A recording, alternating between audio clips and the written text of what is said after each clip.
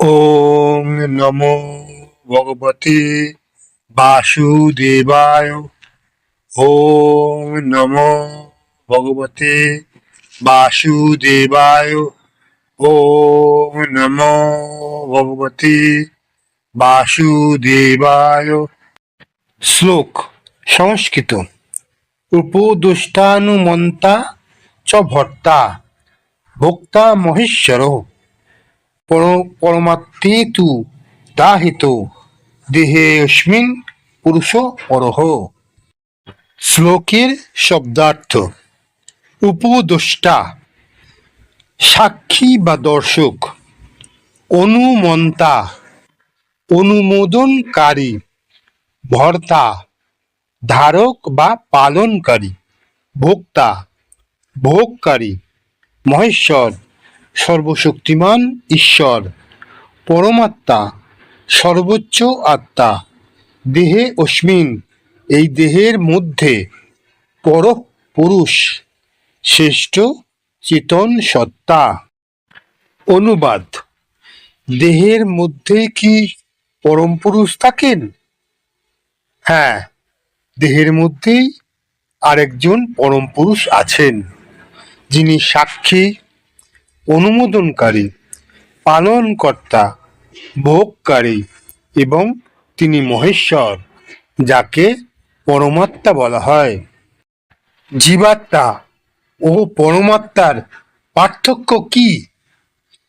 গীতা অনুযায়ী আমাদের দেহে দুটি চেতন সত্তা বিদ্যমান।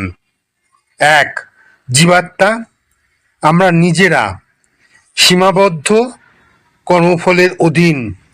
দুই, পরমাত্মা, ঈশ্বর সর্বজ্ঞ, সর্বশক্তিমান, কর্মফল থেকে মুক্ত। এই শ্লোকটিতে ভগবান শ্রীকৃষ্ণ পরমাত্মার পরিচয় দিচ্ছেন।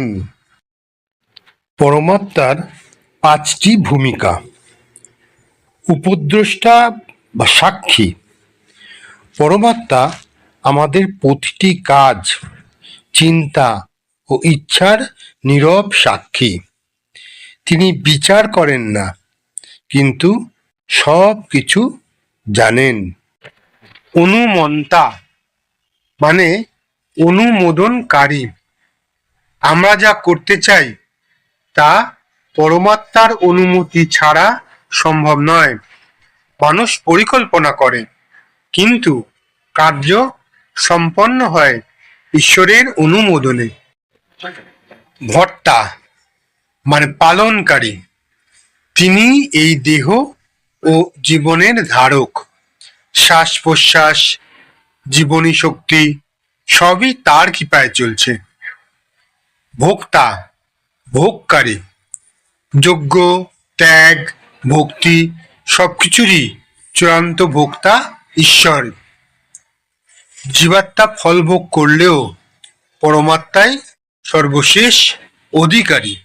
মহেশ্বর, তিনি সর্বশক্তিমান, প্রকৃতি ও কর্মের ঊর্ধ্বে।